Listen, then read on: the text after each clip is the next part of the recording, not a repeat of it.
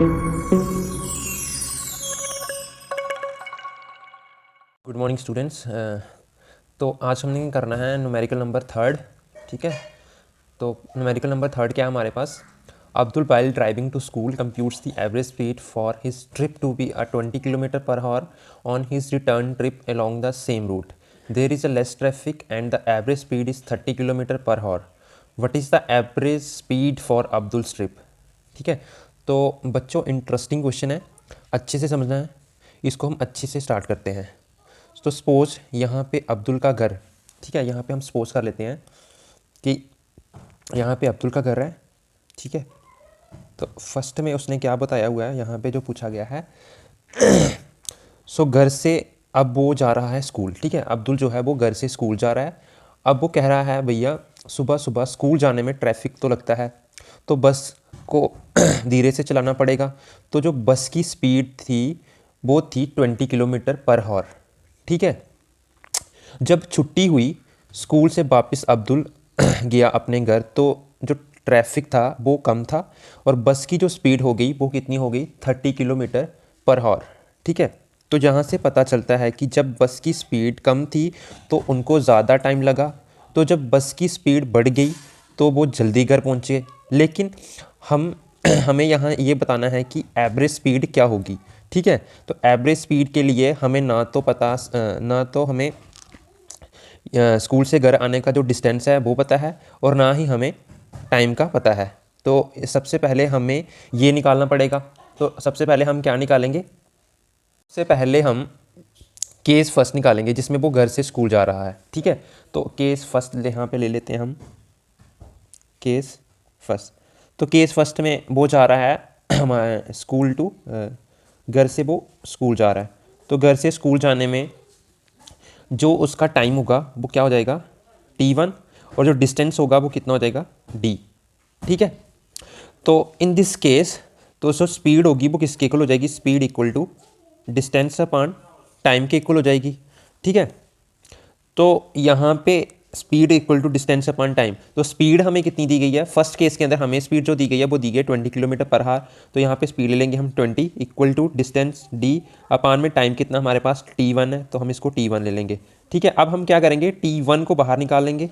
T1 को जब हम बाहर निकालेंगे तो ये किसके इक्वल आ जाएगा? हमारा D अपॉन में चले जाएंगे ये 20, तो ये आ जाएगा हमारा केस फर्स्ट। T1 कितना आ गया हमारे पास? D upon 20। तो अब हम निकालते हैं इसका केस सेकंड। तो केस सेकंड में हमें बताना है स्कूल से घर जाने का डिस्टेंस। ठीक है, तो केस सेकंड में हम क्या करेंगे?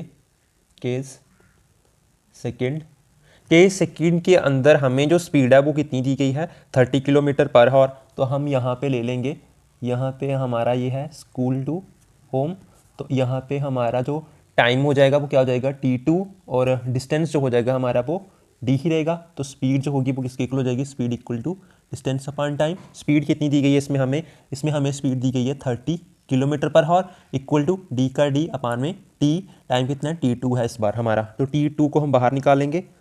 ठीक है, इक्वल टू ये हमारे पास कितना आ जाएगा? ये आ जाएगा हमारे पास D अपॉन 30।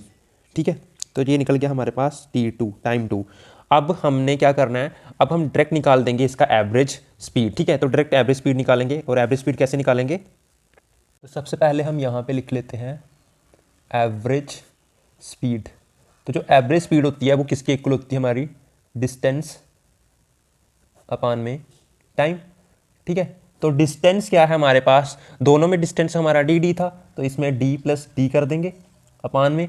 ठीक है, दोनों का डिस्टेंस जो हो गया total distance D plus D हो गया। और फर्स्ट का जो डिस्टेंस हमारे पास आया था T1 में जो डिस्टेंस है D अपॉन 20 है, तो इसको हम क्या ले लेंगे? यहाँ पे D अपॉन 20 प्लस सेकेंड में है D अपॉन 30। ठीक है, तो ऊपर वाले दोनों को प्लस कर देंगे। D प्लस D कितना हो गया हमारे पास? 2D, और यहाँ पे इन दोनों का एलसीएम ले लेंगे। 20 और 30 का एलसीएम लेंगे तो हमारे पास कितना आ जाएगा? हमारे पास आ जाएगा यहाँ पे हमारे पास यहाँ पे आ जाएगा 60, और इसके बाद 20 को किससे मल्टीप्लाई करेंगे? 60 आएगा हमारे पास, तो हम इसको यहाँ पे 3 से कर देंगे और ऊपर भी इसको 3 से कर देंगे, और यहाँ पे इसको 2 से करेंगे 60 बनाने के लिए, और ऊपर भी इसको 2 से कर देंगे। 3 इंटू D कितना हो गया? 3D, प्लस यहाँ पे 2 इंटू D कर देंगे तो कितना हो जाएगा? 2D। ठीक है, तो यहाँ पे ऊपर वाला कितना है? 2D, और अपान में कितना हो जाएगा? 3D प्लस 2D कितना हो गया हमारे पास? 5D, और अपान में कितना हमारे पास 60 है तो 60, ठीक है।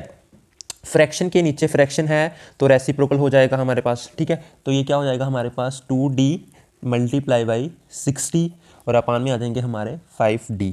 D से हम D को कैंसिल कर देंगे, 5 1 ज़ा 5, 5 12 ज़ा 60 और यहाँ पे क्या बचेगा हमारे पास 2 मल्टीप्लाई बाई 12। तो 2 मल्टीप्लाई 12 कितने हो जाएंगे हमारे पास 24 किलोमीटर पर हॉर, ठीक है। तो this is the average speed of the Abdul trip, ठीक है। तो ये है हमारे पास न्यूमेरिकल नंबर 3, ठीक है। तो अब हम चलते हैं, now move to the next question. Next question, motor boat starting from rest on a lake accelerated in a straight line at a constant rate of 3.0 metre per second square for 8.0 second, how far does the boat travel during this time, ठीक है। Starting from rest मतलब हमारे पास जो initial velocity है, ठीक है, जो initial velocity है वो कितनी है यहाँ पे 0। स्टार्टिंग में यहाँ पे मतलब है स्टार्टिंग फ्रॉम रेस्ट मतलब इनिशियल वेलोसिटी जो है वो क्या है 0 है। और एक्सेलरेशन आपको दे रखा है, एक्सेलरेशन जो हमें दे रखा है वो कितना दे रखा है यहाँ पे 3.0 मीटर पर सेकेंड का स्क्वायर, ठीक है। और टाइम जो हमें दिया हुआ है वो कितना दिया गया है 8 सेकेंड का यहाँ पे हमें टाइम दिया गया है, ठीक है। तो इतना, तो कितनी दूर उसने ट्रैवल किया है मतलब हमें डिस्टेंस निकालना है। तो फाइनल वेलोसिटी नहीं है तो हम सिंपल इक्वेशन का यूज़ करेंगे। तो सिंपल इक्वेशन क्या हो जाएगी हमारे पास s इक्वल टू यहाँ पे ut, ठीक है, प्लस 1/2 80 का स्क्वायर, ठीक है।